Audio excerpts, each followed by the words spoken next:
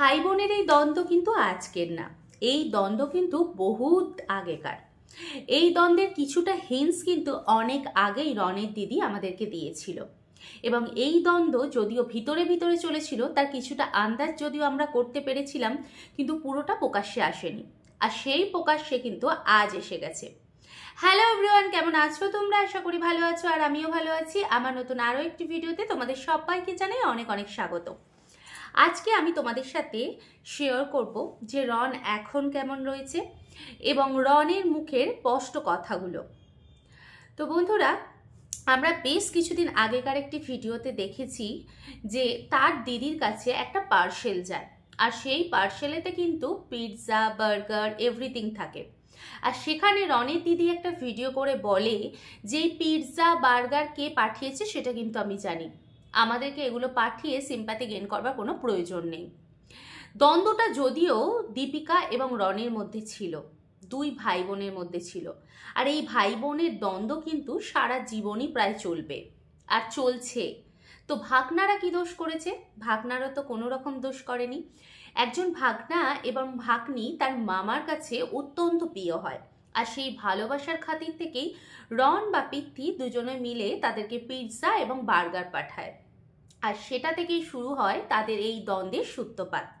আর সেই সময় এই পিৎজা বার্গার হাতে পাওয়ার পর দীপিকা যে কথাগুলো বলেছিল সেগুলো যে বলা একদমই উচিত হয়নি, সেটা কিন্তু আমরা জানতে পেরেছি এবং বুঝতে পারছি।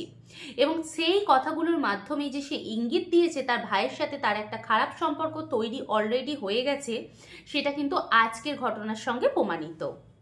আমরা অনেক আগেই দেখেছি যে রন অত্যন্ত ঠান্ডা সুস্থ একটি ছেলে, এবং সে তার ভাগনা ভাগ্নিকে যথেষ্ট পরিমাণ ভালোবাসে। দুই ভাগনা তার প্রাণের অন্তর, প্রত্যেকটা মামার কাছেও যদি বা তাই একই।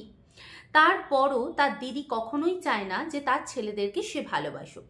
একজন মামা যদি তার ভাগনাদের ভালোবাসে, সেটা কি কখনো ভুল, কখনো কি অন্যায়? আমি তো মনে করি না। দ্বন্দ্ব যতই আমাদের মধ্যে হোক না কেন, তবুও আমরা কিন্তু আমাদের বাচ্চাকে কখনো শত্রুর বাড়িতে বা বাচ্চাকে কোনো শত্রুপক্ষের সাথে কথা বলতে দেব না, এটা কিন্তু ভাবাটা একদম অন্যায়, এটা কিন্তু পাপ বলা হয়। তারপরও না জেনে শুনে কিন্তু দীপিকা রনের কাছ থেকে কোনো কিছু নিতেই তার ছেলেদের মানা করে দেয়। যতক্ষণ পর্যন্ত না নিতে হয় সেইখান পর্যন্তই সব কিছু ঠিক ছিল। এবার শুরু হলো নিজেদের মধ্যে দ্বন্দ্ব। এই যে মারপিট বা মারধর, এই বিষয়টা কিন্তু বেশ কয়েক বছর ধরেই চলে আসছে রনের ওপর, তার কথা শুনেই আমরা বুঝতে পেরেছি। তো সেই জিনিসটা যখন চাপা রাখতে না পেরে প্রকাশ্যে নিয়ে এসেছে, তখনই তার উপর হামলা হয়। এবং রন একটি গঙ্গার ধারে জায়গাতে বসে সে নিজে স্বীকারোক্তি দিচ্ছে এবং মনের কষ্টটা প্রকাশ করে একটা কথাই বলছে, কে ভালো কে মন্দ, কে ভালো চায় কে খারাপ চায়, সবটাই আমি বুঝে গেছি। নিজে একা থাকা সব থেকে ভালো, কারো প্রতি মায়া, কারো প্রতি ভালোবাসা বেশি না রাখাই ভালো।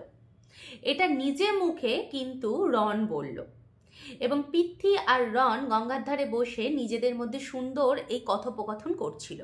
এবং রন বলল, সেই দিকের ঘটনাতে যদি আমি সামনে থাকতাম এবং সেই যদি ওই কোপটা আমার গলায় এসে পড়তো, আজ হয়তো আমি বেঁচে থাকতাম না, আজ হয়তো আমি পুরো শেষ হয়ে যেতাম।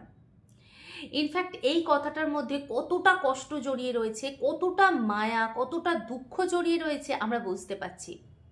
সে একবারও এত কিছু হয়ে যাবার পরও তার দিদির দিকে কিন্তু আঙুল তোলেনি, কিন্তু তার দিদি বারবার করে রনের দিকে আঙুল তুলেছে।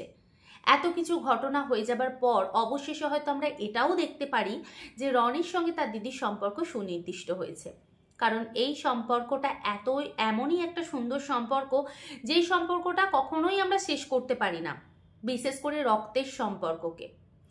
এবং রনের যে অবস্থা এতটা পরিমাণ খারাপ, তার যে এই যে জ্বর হয়েছে, শারীরিক পরিস্থিতি খারাপ, তার কিন্তু মা বাবা বলো, দিদি বলো বা যে কেউ বলো, ফোন করে একবার খোঁজ নেয়নি আসলে রন ভালো আছে না খারাপ আছে, বেঁচে আছে নাকি মারা গেছে, এই কিছু খোঁজই কিন্তু তারা কেউ নেয়নি। তাই ছেলেটা নিজের ভিতর থেকে দুঃখ কষ্টকে দমিয়ে রেখে কান্নাকাটি করে অত্যন্ত পরিমাণে ভেঙে পড়ে। আর একজন ঠান্ডা সুস্থ মানুষ বা একটা ছেলে যখন অনেক কষ্ট পাওয়ার পর ভেঙে পড়ে, সে পুরো একদম একটা কাচের গ্লাসকে 5 তলা থেকে ফেললে যেমন তার টুকরোটাও খুঁজে পাওয়া যায় না, ঠিক সেরকম হয়ে যায়।